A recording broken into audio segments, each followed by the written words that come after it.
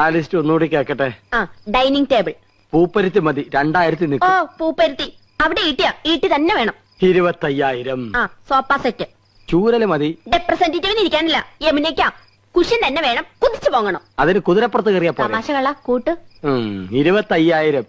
Bridge. പാലോ അതും വേണോ? അവർക്ക് നടന്നു വന്നാ പോരെ? അതല്ലെന്ന്, തണുപ്പിക്കുന്ന ഒരു സാധനം ഇല്ലേ? ഫ്രിഡ്ജ് 9,000.